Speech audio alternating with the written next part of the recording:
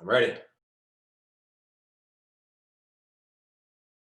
Is it get started or jump right in? Whatever, however we want to say it. Yeah, exactly. Let's go. Let's go. We've got our pre-planned questions, but I figured we'd do a quick little introduction because this will be our first time, I'd say, actually getting together for a project, because we've talked a lot between Bobby and Shaun. We've discussed all of the ideas that that we've had and the things that we want to do and things that we have done, what's going to work, what's not going to work. But for 2021, we've decided to actually do something together. Right. Yeah. And so I want a quick little, hi, I'm Bobby. Tell me who you are. Tell me what you do, where you are, and then we'll go from there. Good. Bobby Schindler. I am currently the tennis director at Windermere. Been there, gosh, this will be my 8th year concluding already, which time flies. Prior to that, I spent 13 some odd years at White Columns Country Club in a tennis director's position as well. I would say my tennis director position has always differed a little bit from the standard in that it's a little less formal.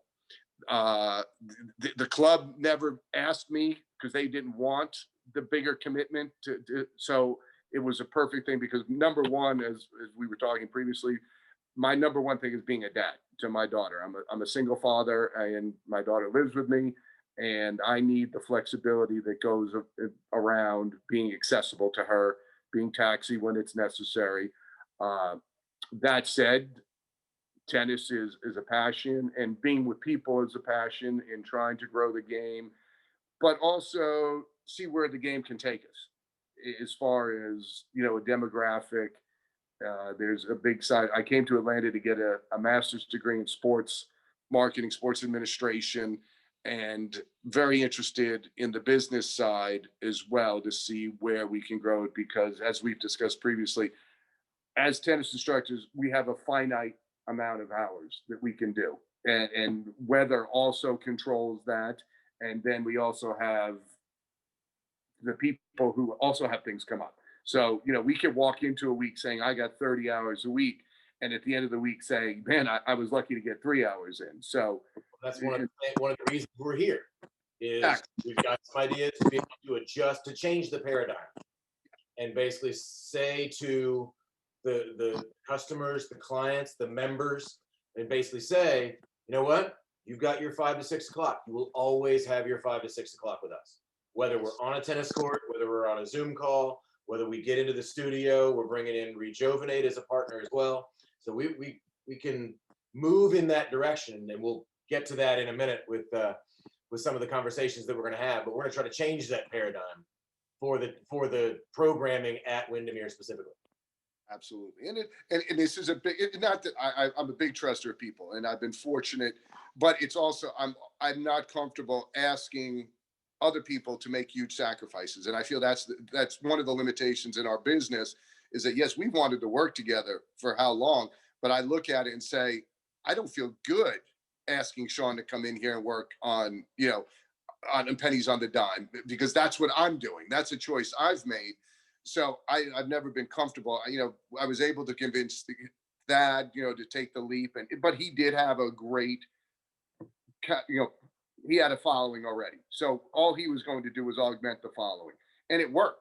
Yeah. And we're now at a point where we've been able to create enough business that the natural extension is where we're ready to bring you in and say, not only bring you in under good circumstances. Not, is there going to be growing pains? There's always growing pains. Sure. But at least we're going to be able to look at it and say, you're going to earn a living while we get this thing going. And then if there's profits and stuff at the end, well, then we can come in. But we're not bringing you in and asking you to make a sacrifice. We have enough things going on ourselves where this is designed to grow and change things, and to benefit the program and show that there's a better way to do it. And I think, it takes time, but I think we're at a place that it's the right time. So that's another good thing. This isn't pushed. This isn't rushed. This is something that is very easy to, it's ready to go. Yeah, we've always known the why are we going to do it? Why is Nail Biters Tennis going to come in? The question was when and how. Exactly. And when is now? And 2021, if we back out, if I zoom out a little bit to start and say, okay, what does 2021 look like at Windermere in general? Yes, we know we're going to talk about bringing in ankle biters to focus on those beginners and that younger feeder group to be able to help you with that, because that's what we do day in and day out. What does your program look like overall 2021? Do you have a calendar of events? Do you have something you're excited about, or just what's unique about something? 2020 was a crazy time, and at some point empty. What's on your 2021 calendar? And I'm the eternal optimist. So as I told my daughter, if 2020 was so bad, I can look back and say I got to spend an obscene amount of time with my child, doing really simple things. I mean, when it first started, the pandemic, we literally walked the streets of our neighborhood every night at around 11:30, 12 p.m., 11:30 p.m., 12 a.m. when it was dead quiet. There was a couple coyotes running around, and there was that's stuff that we're going to remember forever. So if 2020 was bad, and it was, I mean, obviously it was crazy for a lot of people, but we've still been very fortunate, and we've survived, and we came out stronger. We got out from underneath the house that I lived in, which was a personal liability, because it did limit the opportunity to say I could take a hit and to grow something, because I was living in a situation I couldn't afford. So I couldn't take any more hits. I had taken all the hits I could take. So we did get that out from under us, and it does provide a much better jumping off point to try something like this. That being said, because of it's still going to linger over us, and I do think it's going to linger over us for the better part of the year, my goals are obviously to get this started. And let me say this, preface it with a back real quick. A lot of this that we've talked about for years, and I've had ideas, you've had ideas for years, so it's not like there's not ideas here already. There's a pretty good idea of what we're going to do. It's a matter of how responsive and how we're going to have access to people, sponsorships, for instance. I think this is something that's sponsorable, and people would get, well, in the beginning, if we're not reaching the amount of people just because of the pandemic, you got to be realistic about what that. So there are I think there are a few environmental factors that are going to pull us, in LC. But I think what I want to do is roll it out consistently, let people see the product, let them get excited about it. And that's a February, March thing.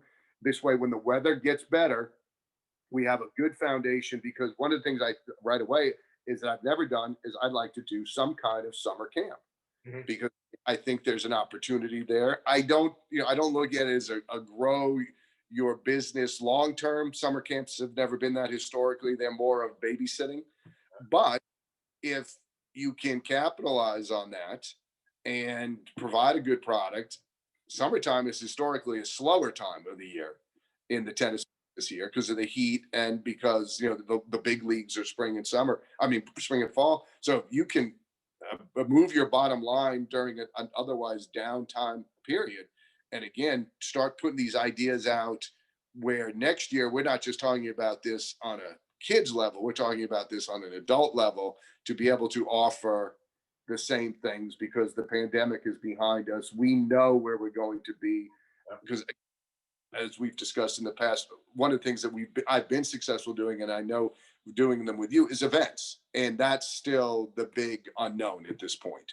Right. And so that's limiting. But I'd love, the goal here is just to get Windermere correctly. We you have friends in the business, I have friends in the business. If we put together a good model, this is a model that we're going to be able to take to other places and say, look, it's working. Yeah. And it's implementable here. We're not looking to come in and steal your business. We're coming in here to make your business better. It's going to enhance. The whole point is making friends. And I've been talking about that for a long time with a lot of people. Is it's sometimes tough to make friends with other tennis coaches, because everybody has this zero-sum game. What's mine is mine, and you need to go away. Yes. Where in this case, I talk to guys like you. I talk to guys like Mark Wiley at Appalachian Farms, which we'll do an interview with him in a couple of weeks as well. And we all have the things we are good at that we specialize in. We have coaches that have that fit better with certain scenarios in the tennis world. Yes, we're all professionally trained to handle it all. Right. But man, if I really love just playing with that 6-year-old who's never played before, and somebody else just doesn't really love that. You know, they want to work with a kid that's working on their kick serve to try to get to the national level. Like there are different things that we do in different ways. We should be able to come together as friends and say, hey, I can benefit you, you can benefit me. Let's work together. Let's do this. And like you and I discussed, if ankle biters tennis is at Windermere 1 day a week, and at some point maybe it's more, but if we just say, hey, look, you say to your membership, ankle biters is coming in, they're really good at what they do, this is what they do, Yeah. and they're going to do it, and it's going to be, that is the day to do that. You don't have to have 40 hours a week for any of our instructors. Right. We're Exactly. now a piece of your puzzle, Yes. as opposed to taking a slice of your financial pie. Ooh, I like that. I'm going to use that. Yeah, no, and it's true. And I mean, that is, like you nailed it. There's a lot of paranoia in this business. Yep. You know, everybody's afraid, and like you said, we're all trained to do it. But there's different, and I think the bad part is too, through egos in tennis, and it's probably like in any place, but through egos where they don't appreciate. Listen, I appreciate the guy who wants to train with a tournament level kid. I can't do it because I can't put that kind of time commitment into it. Well, don't look down on Shaun working with 6-year-olds, because guess what, dude? I know, and you know that you never, the guy wants to be the champion level. You never developed anybody. You never were there with the 6-year-olds. You got them at a certain point. Sure. And and that's what you want. Great. And I appreciate the fact that you do have the time and you want to be on the road and do that, because that's what you have to do. If you want to be a tournament level coach and be a national coach on that level, it's a big time commitment. And like I said, that's never going to be usually not a director of tennis. Exactly. Usually don't have too many things on your plate or people to manage. It's that is your focus, right? And that is the thing, because that's like you said, that's a big commitment. And a director of tennis has got to zoom out a little bit rather than just saying, I can take this group or these kids and do a certain thing. And in my case, as not even a director of tennis, because I don't have to manage a facility, so to speak, I get to come in and say, hey, what pieces of your puzzle do you need fit? Do you need filled in? And how can we help?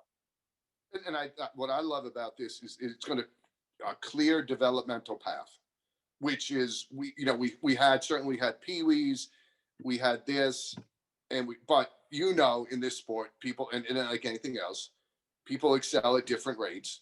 People make a commitment at different rates. Therefore, their acceleration, is all affected by that. The idea behind this is to create a much clearer path so that they can see. And I think that's important. I think that's one thing that I know when I was a junior, that was good. It was easier for my father, who did not come from this kind of environment, where he was able to say, okay, that's where he's going to start. Look at court 3. That's where we hope that he's going to be in 2 years. Look at court 5. That's where we ultimately want to go. And it was a great picture for him. And it got him excited about the sport, because now he's looking at where it ends up, not, oh God, they can't walk and chew gum. This is where they're going to be 5 years from now. Yeah. So I didn't have that growing up. It was, you take a few lessons and you can kind of play. Right. You get on a team, you get some lessons, but it was all team related. Right. And you were in the academy and playing tournaments. Like there was you were either there or you weren't. It wasn't the kind of thing where you'd go into a public facility, a public park, or a private club, or a membership style club and say, court 1 is your 4 to 6-year-olds. Court 2 is 8 and under. Court 3 is 10 and under. Then it's not just age group. Then it's ability related or experience related, and say, okay, court 5 is intermediate. Court 6 is, and you can look and go, I don't have to be that impossibly good and have that I'll never get there feeling. I just got to make it to that court. I got to be able to hit 3 balls, XYZ, whatever that plan is for your group. We have ours as just be able to say, I have kids all the time that ask me, when can we play real tennis? I'm like, all right, one, we got to define real tennis. But if you can't just bounce a ball and hit, so we have all those things that say, okay, you're not quite ready, but just look right there. You only have to get right there, one step at a time. And we have that what we would call a feeder program, so to speak, but we have that clear path. And I think you just nailed it too. And this is what the hardest part about being a director per se in a small environment where you are responsible, unfortunately, for saying no on so many different levels. Hmm. The parents hear it, with their development. Well, when can I play there? You can't get two serves in a row in. Why are we having a discussion? But it's the way, like you said, Atlanta is a different beast because Alta were geniuses, and they created this league and they made it level where it's based on the Peter principle, where you're going to rise to your level of incompetence, which again, genius, and they have a 40-year head start, which is the other. Well, this isn't Alta didn't become Alta in 1976. It might have started in 73. We've been here through the boom when opportunity meets. When Atlanta boomed, Alta was ready. Yeah. It had a 20-year run to get ready. So when Atlanta takes off, Alta takes off, and it becomes a cultural component of Atlanta for a good 10, 15 years. It has waned a little bit as far as participation because you're bringing new generation. New generation, new league concepts. There are all kinds of things that fight against Alta, so to speak, that they have to push through.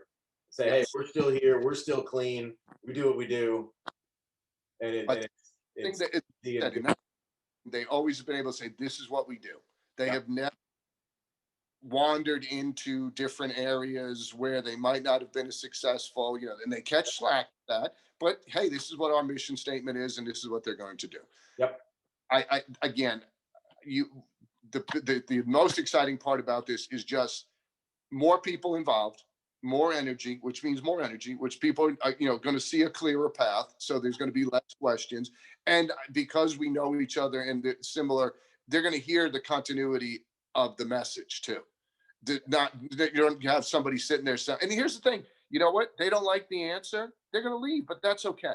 And because I've always been okay with people saying, listen, I'm telling you, it's going to take time. If you don't believe it, then I'm not the right guy, because I'm going to sit here and tell you, don't be hard on yourself, because you just picked up a racket last week and you have no business thinking that you're going to be anywhere near playing a match. But if that's your goal, listen, do it, because you will find money. As a tangent, coach to coach, I'm always interested in what other people think about this. And this is going to be one of those, if I could ask every coach in the world this question, I'm curious what the response would be. Is at what point do you suggest you take a player from 0 to 1, they can hit a tennis ball, right? At what point, so 0 to 1, whatever your scale is, at what point do you suggest they start playing competitive matches? Where my problem is that a competitive match means I care more about getting the serve in than I care about what my coach asked me to do properly in technique. So competitive matches is a negative on technique development, in my opinion. I agree. Depending on where you are in that development. So as a coach, what's I know putting you on the spot on saying pick a line here, but even if there's a gray area, where do you encourage players to say, okay, now my parent says, I want my kid playing. When do you say, okay, he's ready? Is there a time there? Is there a development ability? And that's a great question. And I will say this, I'm going to back out of it real easy, because they ask you and then they do what they want to do anyway. Very true. And I think that's one of the big pitfalls of the Atlanta market, whether it be on the junior level, adult level, or because you go through it with the ladies too, who've never done anything athletically, who at 40 years old decide to pick up the toughest skill sport there is, and they want a timeline on when they can play. And you ask, what else have you done? Well, even if they were athletic, I was a cheerleader. Well, that requires absolutely no tracking of the ball. So your tracking skills are still going to be minimalized. And knowing biologically, and again, this is not, listen, I tell them, boys are colorblind. It's in our genes. Girls stop their tracking ability before boys do. That's just the way it is. So if a girl is 16, she's just supposedly developed. A boy is 18. That's the reality of it again. And I know we have all sorts of other issues there that we don't even go into anymore. But so we have the biology that we have to come across too. Not that I haven't seen it done, and you try to be positive and say, look, I've seen people with athletic ability that I thought were dangerous to themselves and those around them learn how to hit a tennis ball and learn how to play and play maybe not the most beautiful, but effectively because their personality came in and they were driven in that capacity and they did far better than you ever dreamed about. I'm better with that person. I'm not as good with the person who wants to play tomorrow because I would tend to I say my MO is I've always been called old school. I want you to have some proficiency because I want you to continue. I know I tell the story of my development. I went in, I was a baseball player, and it was the summer or the fall after a season, and I was at the 12-year-old level, but I was still an 11-year-old as far as baseball. So looking to do something with the time that winter till baseball started again. And my buddy and I went into the club and, they asked us who's better. And I was better than him. So they said, okay, so you play him and you play her. So we went down to the court and proceeded to get our ass handed to us in 20 minutes, 6-0. And like I tell people, I still remember the guy's name, Paul Capabianco. I would have searched to the end of the earth to play Paul Capabianco 5 years later. Yep. But all quit because he was burned out.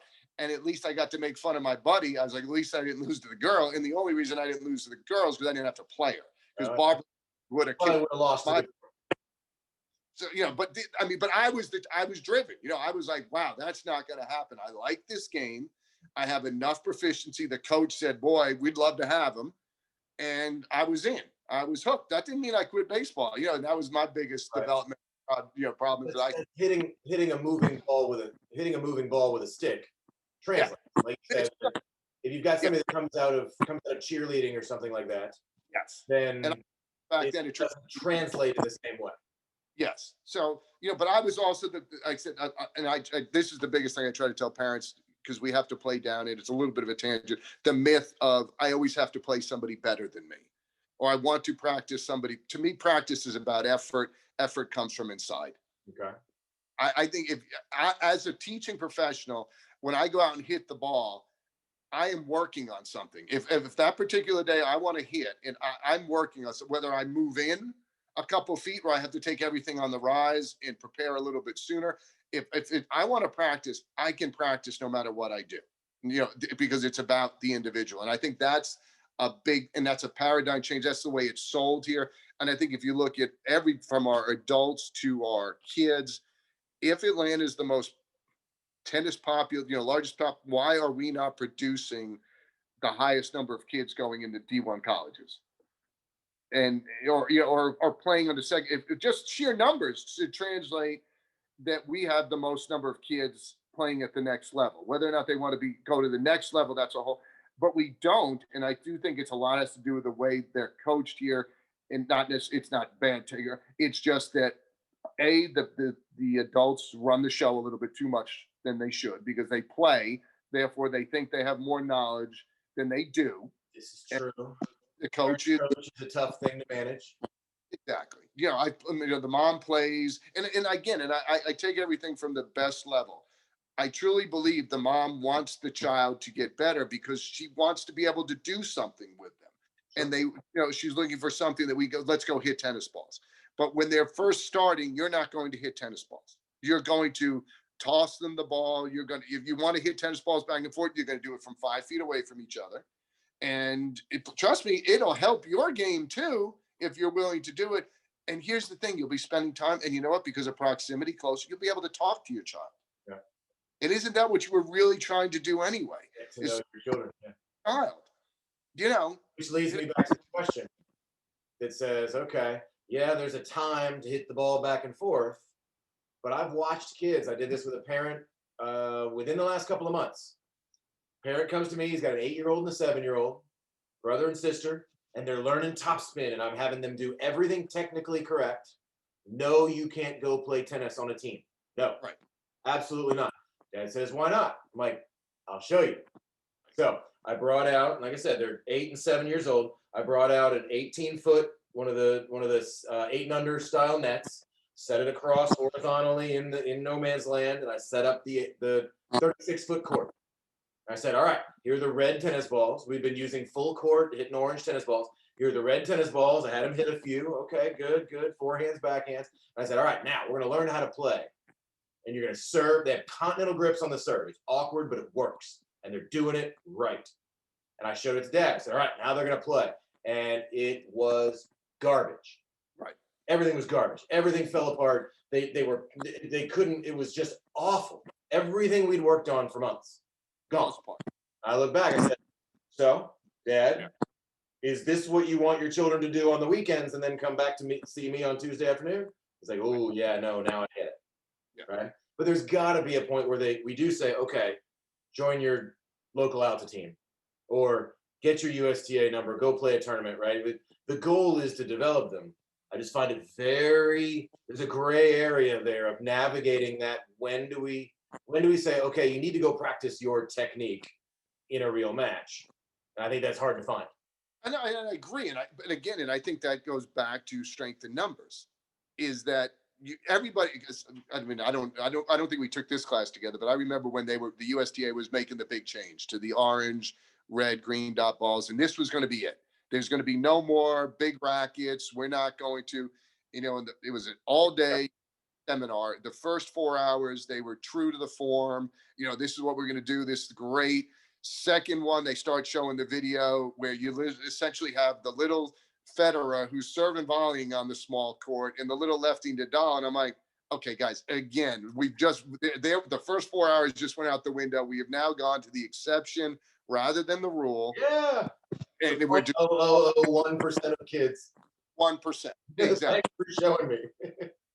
So, but I think that's the strength in numbers and having kids and showing a progression, because then you could say, here's the great part. He might, because, hey, this again goes back to physical development. You know it and I know it. I was a small kid. I played with kids that were a foot taller than me at 12 years old.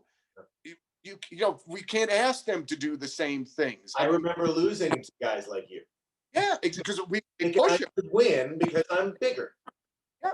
And all I'm going to do is get the ball back, and I'm going to frustrate the piss out of you because I can't hit against you because you're just too strong. Yeah. So, and I was being a baseball pitcher, my little bit of baseball knowledge, I knew, well, it's the old Sun Tzu. We're not equal. So therefore I can't approach this as equal. Yeah. So again, I think part of being limited by size is we're forced to do things that are against what we truly believe. So given the opportunity and now having a progression, I think that'll, again, I don't think you can get to an age, or it is going, because you can't say how much are they going to practice. Again, it goes back to me and the guy who walked in. We walked in fairly similar. Now my dad was a longshoreman. He didn't know anything about it, but he learned how to toss a ball, learned how to hit a ball where we could rally back and forth. Yep. And I enjoyed the game. So I continued to practice. He, played for a year, was good for a baseball player, went out there and you'd say he was a good athlete, but it discovered the drums and he became a professional drummer. So again, here's the great part for the parent. Look, here's a kid who started something at 14, but because he was passionate about it and dedicated to it, he went on to be a professional. So that kind of helps dispel the myth that you got to do this starting at 7. Right. You don't have to. Now, bad part about starting at 14, you're going to lose. Yeah. Plain and simple. And you're on a court with a kid who's a foot shorter than you. There aren't a lot of beginner classes for that age as well. There are all kinds of 8 and under classes everywhere. So that's why be the 14-year-old beginner, it's a different feeling. It's a different interaction. Absolutely. It doesn't feel right because I'm going through a similar thing at my age, at the advanced age of 33 years old is what I'm saying. Yeah. I'm working on my Spanish because my wife is a native Spanish speaker, right? I feel like a 6-year-old saying the word, and when I'm 6 and I'm learning another language, that's fine because I am a 6-year-old. But as an adult, I don't like feeling like a 6-year-old. So that's, I think, why it's more difficult as you're older. And the 14-year-old playing tennis is the beginner is the good example. And I use that analogy. Coming from a Spanish-speaking household and not speaking Spanish, it drives me crazy. And I try, but like you said, I've tried it 1,000 different times. And I tried, it's like, how many people take up a lesson at 33? or take up another language. At 33, it's hard. I'm gonna get hold on, Sean. I gotta get a cord to plug me in. Hold on.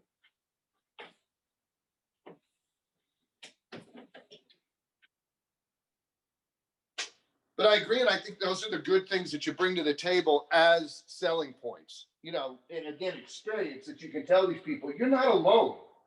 Trust us, you're not alone out there with what you're going through. Right.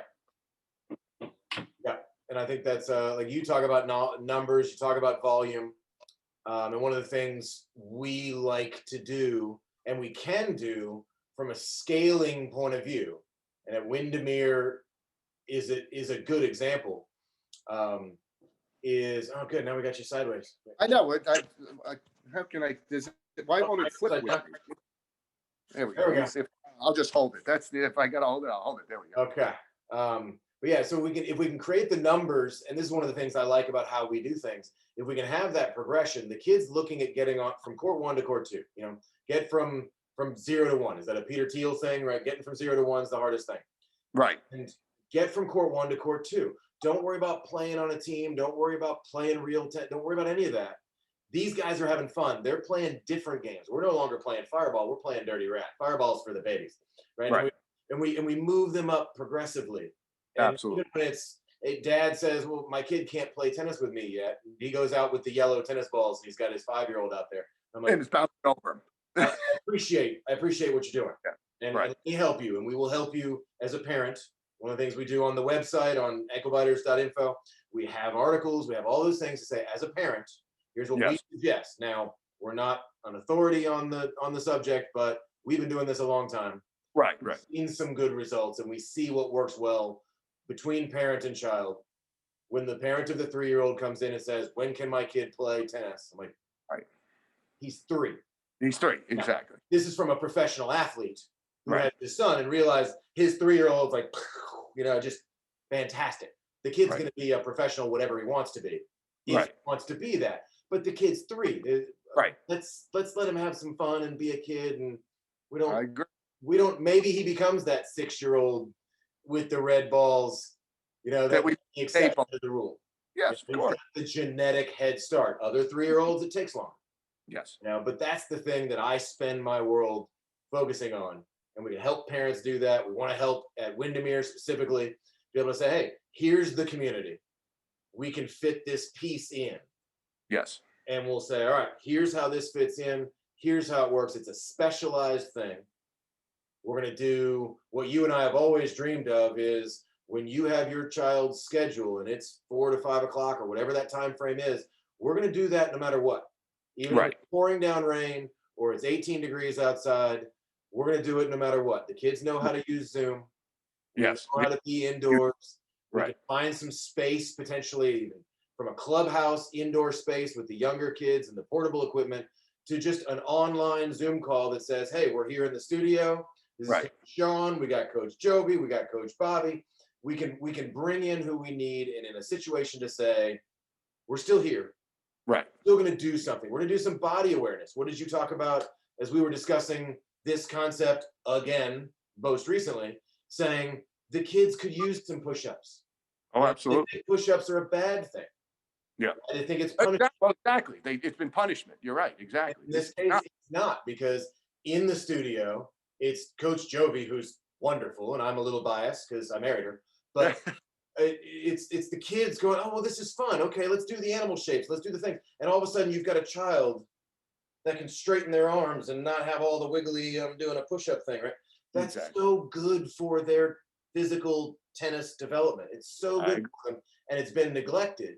And this gives us a chance to do that without saying, find some extra time, or you have to come in on the weekends, or you have to come in late, or you have to stay late, or come in early, or pay more.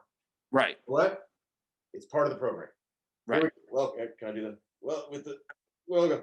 But that's the goal at Windermere, and one of the things we're doing now in 2021, which we're excited about, which fits in with what you and I have been talking about for a long time. I agree. All right, let's help here. Not only is it, yes, we're doing the development of tennis according to the USTA structure and how we've got all the equipment, we set that up. We've got the instructors that are specifically focused on this age of kids. It's a different thing. Yes. It's a completely different thing. It's a unique skill set. And like we said earlier, you and I are trained for it, but that doesn't mean we love it. I happen to love it. Right. Right. And so in this case, it's always been, let's and push I this appreciate for what it takes to do, because Sorry. it's a lot of energy. It's a lot of energy. I mean, you know, those because you got to keep them mentally. You don't get they're not hitting the ball back and forth. You don't get any downtime. Right.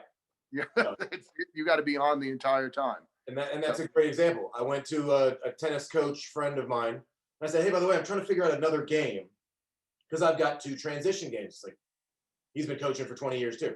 What are you talking about, a transition game? So, well, when you finish, you have half your basket on the other end of the net and half the basket in the net. You got to get the kids used to a certain thing, continental grip, whatever it is. And I have little games that we play where the kids play and I pick up balls and I move the dots to the next thing. I'm setting up for the next thing and teaching the kids to do a thing, and they're playing.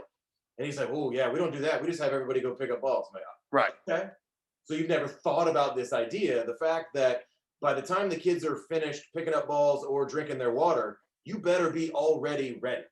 Yes. They're on the side chatting like the ladies or the men or the adults that can kill 30 seconds. Right. Waiting on the coach. You're ready. Wait and let's go. Right. You got to be there. Like, so even the lesson plans are specific. And I went to him, I said, I need one more unique idea. Like, let's invent something new. He's like, I'm just gonna have to think about that. His brain doesn't go there. Doesn't go there. That's because he's not. Most of us don't. I mean, I use baseball more than I use tennis because I do remember my tennis. But listen, my memory never allows me to think I ever missed a baseball. You know, it wasn't like when I went out and had a catch at 6 years old, we were practice. It was just repetitions already. So somewhere before my memory kicks in, I did this, and you know, you hear the stories that I would just literally throw. You know, they thought, you know, nobody knew what autism was, so maybe that. But you know, I would just throw the ball against the wall and catch it. You know, I lived in an apartment in the Bronx for the first 4 years of my life. There wasn't a lot of running around, so I threw the ball. I still remember because my grandfather was the super in the building we lived in, and we had a little. You know, there was enough room to throw the ball 5 feet, you know, so I can only imagine that my grandfather and I threw that ball an awful lot of times, because by the time I was playing, it was no longer, is he going to catch it? It's whether or not, what can he do? It was already on a different level. And so, you know, it's hard to really appreciate what it takes to get there. And it takes different, it's different for everybody too. It's so much of it is mental. So if we can present an environment that is fun, that they're excited about it, like you said, there's no downtime.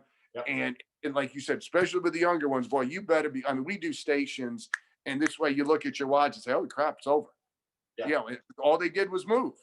And that's good. And they're coming back. The problem with that is, for us, we're unfortunately on to the next thing, because we got another group behind. And that's another thing that this alleviates. Listen, I don't want to take up your time for not getting paid. That's why we're charging more. This way, Shaun can, or whoever there can, stay for 10 minutes before he's got to go to answer your questions, rather than when I'm done, I got to get to the next group of kids, because I got to get the kids out of here before 7, because that's when the adults want to come. And I got to keep the peace between the two factions. That's, again, that's, you know, these are now easily, you know, like I said, I know what we've done, it works to an extent, but it doesn't work. This, I have no problem. I always had a hard problem with the extra money, and I don't have a problem with that anymore. It's crazy. If you don't want to pay it, you're right. Go down the street and you can get, but we're not going to do it. And this is why. And if they don't see the value, I can't help you. I just cannot help you. I mean, we're trying to do as much as we can to show you why this is going to be better. And our years of experience say all the things that we wish we could have done differently. And that's why we do it. That's why we're doing it now. And you know what? Let's pull off the membership concept. We just updated on anklebiters.info on the website. We just updated it, say, here are your member benefits. Yes, exactly. And one of the things you're going to bring to the table, we've talked about bringing in some coupons, local sponsorships, local businesses. I know we're not going to restaurants a lot these days because of everything going on, you know, but we're going to make friends with those around us, with other local businesses. We're going to say, hey, look, because of this, because of how the system now works, it's a better product. We can offer all of these things. It's going to be different. You go Yes. down the street. Down the street is, what is it, James Creek that's near you? James, right down the street. Go down the Yep. street. See how they operate. They got a good program. They Right? got, yeah, We're going to do things a little bit differently, and in our Yep. minds, a little bit better. Yep. To say we've got a unique thing going on. Yeah, we're going to give away some free T-shirts and some free tennis rackets, and we're going to do all the fun stuff. And it's going to be it's going to have its cost associated in Yeah. the same way that any other better product would. Yes, But exactly. here, we think now is the time to introduce the membership idea and be able to Yes. say, you're a part of this, Yes. and bring us ideas as well, because that'll be the other next question. Yes. As we finish up our time here, that'll be the other next question is we go to the membership and say, to the Windermere membership and say, how can we make this even better? I agree. We've been there a little time. This is the plan. This is how it has worked in the past. This is what we're planning on rolling out in the future. What would you like to see? What would you like to have? And get that feedback. Talk to us. The best thing we can do as a business is offer you what you want. Oh, I agree. And listen, Tell and I us mean, what you want. and that's the biggest. I mean, look at politics. Nobody listens anymore. Everybody's got a plan. Everybody screams because they got to scream because they want to be heard. I don't want to scream. No. I don't want to. I am loud by nature. I don't yell. We've generated volume. That's not a problem. Volume is not an issue. No I microphone. can do volume. I don't want to yell. The volume is generated by energy and enthusiasm, not out of anything else. And we see So good product. yes. So no, I'm like I said, I'm excited about this. I'm rooting for good weather. Let's get a nice warm February. So there's continuity right out of the bat. But again, the great part is maybe we want the exact opposite, where they have to get on the call or do it on video and say, oh shoot, I would have done that today. I'm doing, we're debating. It's cold outside. Do you bring the little ones outside and when they can't hit the ball? There's no debate anymore. Downward dog. This is what we're doing. This is today's, and you're gonna get your exercise, and trust us, it all has a purpose. Absolutely. So how do we get the beginners and the people that haven't done this being your biggest advocates? Because they're really advocating you. The players are advocating the game. Yeah. The playing, and good for them. We got to get those too. But we're looking for the people that are advocating. Man, I came out as a beginner. I had a good time. I had my 5-year-old son and daughter that I introduced to them, and boy, they had this progression, and they're having a blast. And now my husband's thinking about it just because he's the only one who doesn't play tennis. Great. That's what I've always tried to build on. And again, more people involved, being able to do it and spread the message, I gotta believe only makes it stronger. I like it. I like it a lot. So I'll be in touch. I'll find you, and I appreciate your time. Thank you. We'll look forward to doing this again. Thanks, Bobby. Talk to you soon.